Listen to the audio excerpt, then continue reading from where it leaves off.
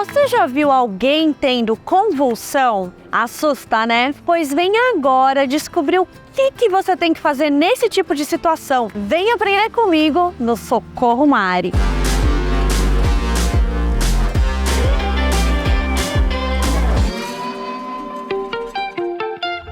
Qual que é o tamanho do problema? Várias coisas podem provocar uma convulsão: intoxicação, traumas na cabeça, falta de oxigenação no cérebro, epilepsia, tétano, meningite, hemorragia, tumor cerebral. Se a gente for falar só de epilepsia, que é uma das doenças que mais causam convulsões, a gente está falando de aproximadamente 40 mil brasileiros e brasileiras que têm a forma grave da doença e que podem sofrer convulsões frequentemente.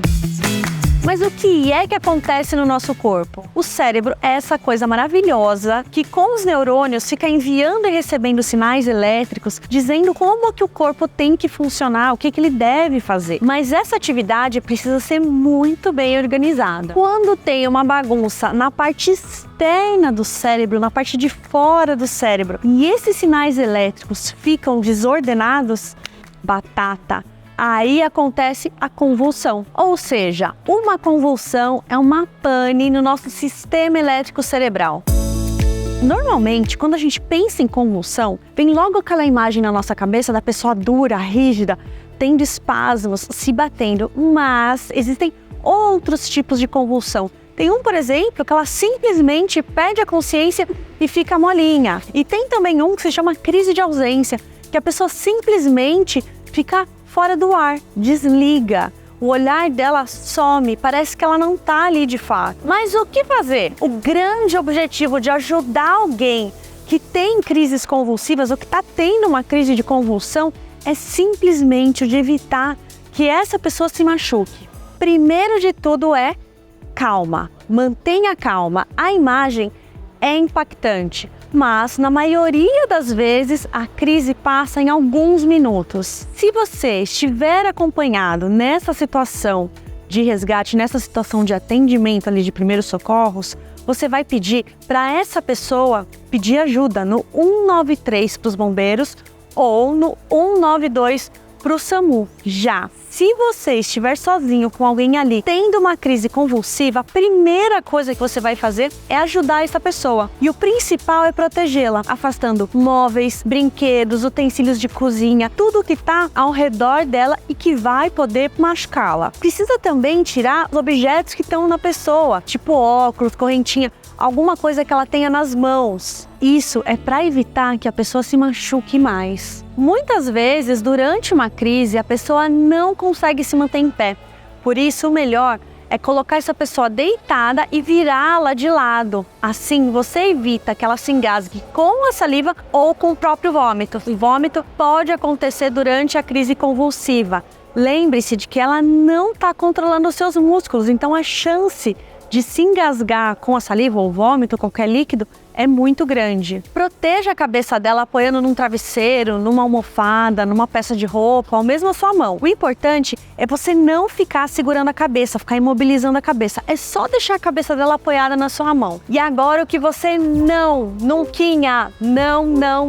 deve fazer. Não, jamais, nunca segure a língua da pessoa numa crise convulsiva. Essa história de que tinha que segurar a língua da pessoa vem da ideia de que a pessoa poderia engolir a própria língua. Mas, gente, não dá pra engolir a própria língua. Isso é mito. Se você fizer isso, quem pode se dar mal é você, que pode levar uma bela de uma mordida na sua mão. Fora que a pessoa pode ter dificuldade para respirar com a sua mãozona lá dentro. E aí você pergunta, tá, mas ela não pode mesmo se machucar ali, a língua dela? Será que ela não pode morder a própria língua? Morder a língua pode acontecer, mas é raro. Até porque a musculatura enrijeceu.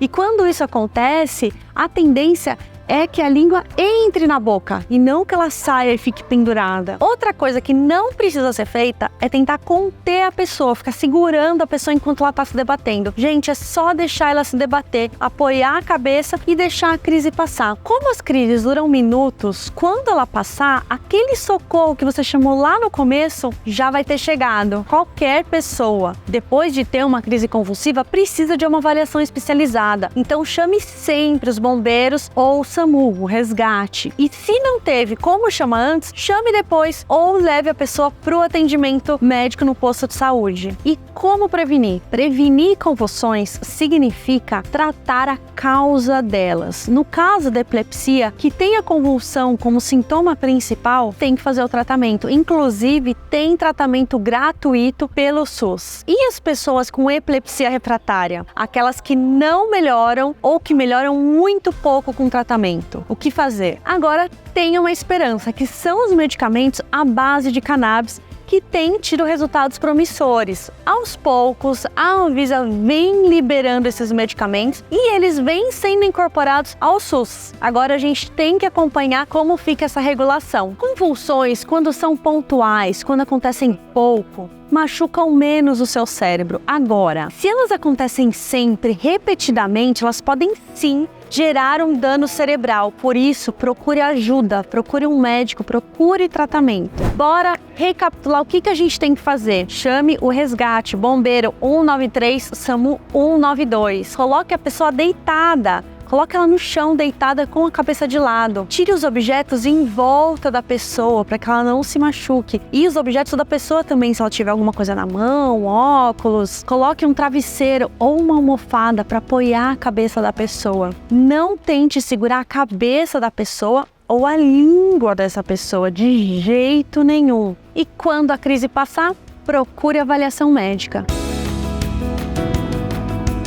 Hoje, essa é a minha série preferida no Manual do Mundo. E sabe por quê? Porque ela serve para deixar a gente preparado para os primeiros socorros do dia a dia. Eu acho, inclusive, que essa disciplina Primeiros Socorros deveria existir nas escolas, no currículo obrigatório. E o principal de tudo, eu acho que o que tem em comum em todos os vídeos que a gente já publicou é o seguinte: manter a calma diante desses episódios, dessas situações que a gente não consegue controlar. Mantendo a calma, você consegue ajudar a outra pessoa. Depois desse vídeo aqui que você aprendeu o que você deve fazer em caso de convulsões, eu vou deixar 2 indicações. Primeiro, o que você deve fazer em caso de queimaduras. E segundo, o que você deve fazer em caso de afogamentos. Não deixa de deixar o joinha aqui e um comentário pro patrão Iberê renovar nossa série para a próxima temporada, hein?